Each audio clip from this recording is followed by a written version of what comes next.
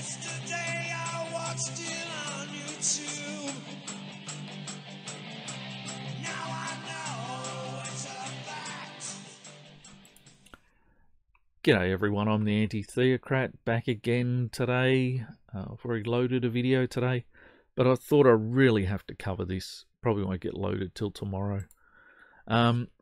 This one's just going to be on my fucking mind for way too long. When women strike back, courts can't always see their history of abuse. And it probably can't see their history of being abusers either, but let's not go there, right? Now, this is ABC News. This is our publicly funded news broadcaster here in Australia, our primary one. And this is the shit they come up with.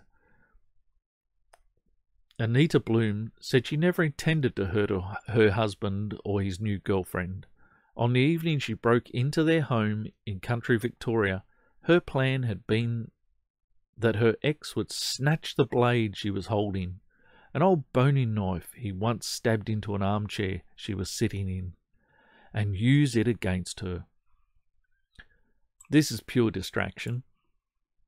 This is her crime. She broke into their house with a knife in her hand. This is just bullshit. An old boning knife he once stabbed into an armchair. Who cares, right? There's no context even in what he might have been stabbing it into an armchair for. Maybe it was a crapped out old armchair and they just like stabbing knives into furniture. I don't bloody know. But her crime is this. I wanted him to kill me. I just wanted it to end, Bloom told ABC News. I don't know how many of you guys out there, or girls, have met jealous women. I've been out with jealous women. They are fucking insane. Just avoid them like the plague. Someone starts displaying tendencies towards jealousy. Get the fuck out. It's too dangerous. It's not just, the chance that she might walk into your house and try and stab you when you finally get fed up with it and you leave with another woman. No, it's the mental stress of always being on your toes, trying to make sure that she doesn't see the slightest slip up where she'll read into something, what she wants to read into it, and then imagine that you've slighted her in some way. Jealous minds are stupid fucking things.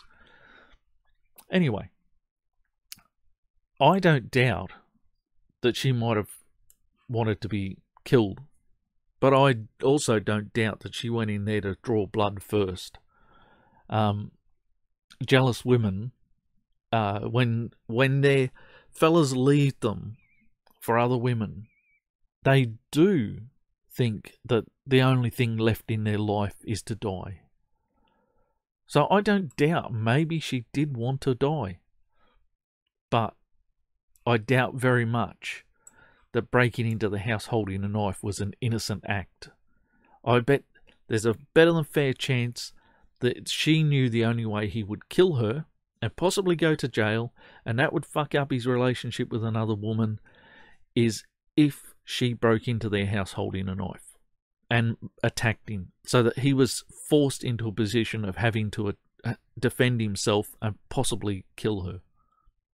This is the sort of twisted shit jealous minds go through. He'd had his hands around my throat so often, he often said he'd kill me, and that night I'd had enough. Well, if you're the sort of crazy psycho bitch who breaks into someone's house holding a knife, maybe you were the sort of crazy psycho bitch who drove him fucking crazy enough to do things like this. But he clearly didn't kill you, did he? And look, I'm not the sort of person who gets very upset by very many things. I am rarely violent. In fact, most people don't even know I'm capable of it. But I was staying with a mate in a hotel, and he was getting on my nerves so bad, I put my fist through the bathroom door of the hotel. You can be driven to things outside your norm by the right level of fucked up person. And women are really good at driving men to that. Anyway, so far, you sound like a psycho bitch. He left a furious voicemail, she said, shouting and swearing at her for not making a mortgage payment the way he wanted. I couldn't even live my own life, you know. It was always there. He was always hassling me.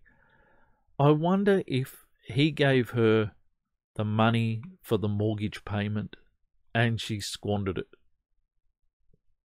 Maybe she only paid part of the payment and squandered the other half of it, or was just fucking about with the money. And maybe because they'd been married for a while and they owned a house, he didn't want to lose the house as the property of their marriage. She probably would have ended up with the bloody house anyway. So maybe he was more caring than we're given to believe. I don't know. Maybe the idea that he called her up just out of random and said you haven't made a mortgage payment when he's living in another house with his girlfriend seems rather obscure to me. Oh, by the way, I have pointed to this in another video. 1-800-RESPECT. 100% feminism. If you are male, avoid like the plague. Do not call 1-800-RESPECT. Women's Crisis Line, 100% feminist, will send your women to the feminist referrals and probably try and, you know, get them into the cult. Men's referral service, absolutely fucking useless.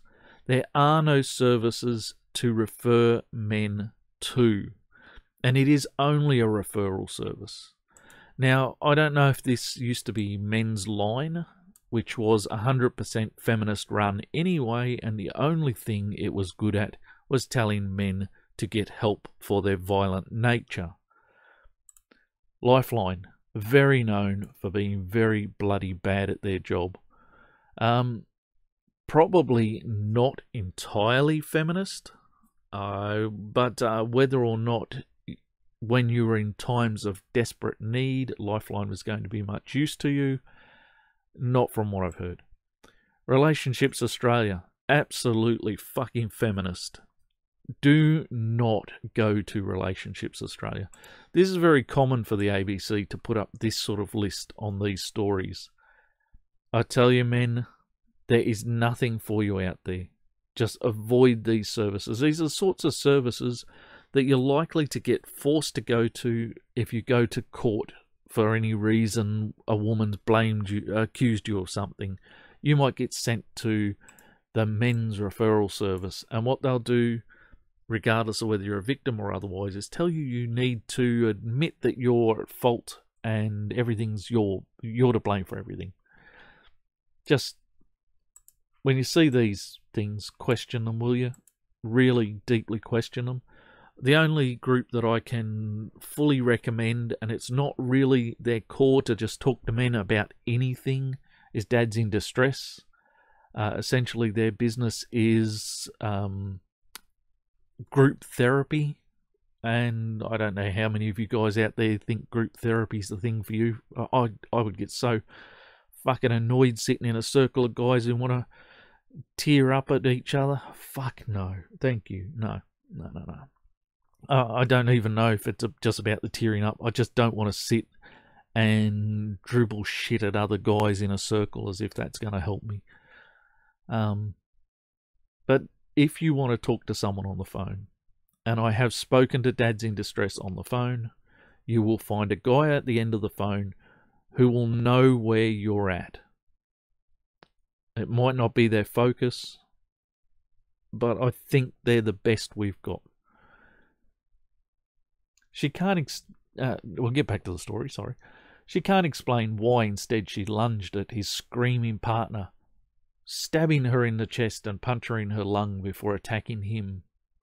Not that she recalls doing it. She broke into their house, knife in hand, and she can't explain why she lunged at his partner, stabbing her in the chest and puncturing her lung. I'm sorry, but you sound like a psycho bitch to me. But as he sentenced her to 6 years and 3 months in jail earlier this year, Judge John Smallwood recounted a different story entirely. Well, I'm recounting one different to how the ABC are trying to spin this. I am not going to buy into the family history leading up to this, he told Bloom, who pleaded guilty in the county court to 4 charges, 2 counts of intentionally causing injury, making a threat to kill, and aggravated burglary. Well, she pleaded guilty for a start. What are you going to do? Let her hang? Sorry, we don't hang people in this country anymore. It's probably a bit of a shame, really. There has been a fair amount of material placed before me in terms of domestic violence, the judge continued, referring to her submissions that she'd been a victim of cruel, relentless abuse by her ex. But the matter of fact, he concluded, was that Bloom had clearly been very angry about the breakup of a decades-long marriage, and in light of the threats she made, must have gone to their place to deliberately hurt them. Well, that's how I read it too, just from this story that the ABC have spun us, trying to show that she was a beaten woman taking revenge for years of abuse. I don't read that into this article either. What I read is a jealous woman who for decades drove a guy insane, and when he finally worked up the guts to leave her, after what was probably him being driven to the point of all but wanting to kill her. And I tell you, I've been in this situation where I had a jealous woman who drove me fucking nuts, and the last thing in the world I wanted to do was hurt her. I wouldn't hurt her today. She was a very special lady. She was just insanely jealous. And I'm glad I'm out of that situation. But I understand how insane they can drive you. So yes, I see where the judge is coming from the ABC's spin. You're a jealous woman, yes. 6 years and 3 months. A 50-something woman with shady hair. Bloom's eyes stung as the words echoed around the courtroom. Well, I think 6 years and 3 months is quite adequate, really, for stabbing someone in the chest and puncturing a lung. I would say even very light for what should be considered attempted murder. Because that's a fairly good stabbing to stab someone through and puncture a lung. So I would say she's lucky she's a woman. She probably got a lighter sentence than if it had been a guy in the same situation. She had been angry, she said, because more than 6 months after she'd separated from her husband, he was still harassing me and still trying to control me, wanting more and more. I was walking on eggshells all the time, she said, always looking over my shoulder, always worried I was saying the wrong thing. I'm sorry, this sounds like psychosis. He's obviously not over your shoulder all the time. Why walking on eggshells all the time? Now, if you did have shared responsibilities like a house and mortgage, then he probably had a reason to still be in your life. But because you're a jealous woman who didn't want to let him go, you didn't settle affairs, did you? You didn't say, let's sell the house and I'll move on. No, because for decades you'd been married to a man you thought was always going to give in to you. And when he finally left, you went into a rage. You walked around for how long does it say? For 6 months you were separated. You walked around for 6 months seething that he was with another woman, that he'd left you after all that time. You'd lost your best years. All that sort of crap that would have gone through your mind. Why she wondered, could the judge not see past her rage to her pain accumulated over decades as a victim herself? Now, look, I'm like the judge, I'm not buying it. Jealous women are not victims. Jealous women are the cause. I'm not saying men can't be responsible for their actions in those situations. But you cannot expect people to just go on forever being abused by... And jealousy is a really abusive thing on partners. You can't expect someone to not respond in some way. I mean, I used to get angry with my ex. And it never led to anything more than me having a harsh go at her about being so bloody psychotic about bullshit going on. But it really can drive you nuts. Anyway, they're going to say this is, there's more and more women who are getting, prison time when they were abused. And I don't buy this shit. Look, the one story you've given me is a woman who was jealous. Here we go. Everything was brushed aside. You're just a jealous woman. Well, the act you perpetrated was the act of a jealous woman. If you'd wanted him to stop bothering you and get out of your life, there were other ways about it. You didn't have to go and stab him. You had remained attached enough that you thought that the best thing you could do was fuck up his life by getting him to kill you when you attacked them with a knife. You're a fucking crazy bitch. I'm glad they put you away. I don't buy this shit from the ABC that the poor women's are abused all the time and they need to be saved by us. No, the court's dead right. When women strike back, courts can't always see they were jealous bitches. And sometimes they get away with it because they claim they were abused. For fuck's sake.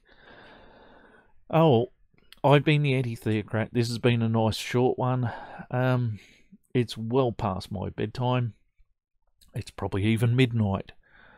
May your gods remain fictional, and I'll see you in the next one.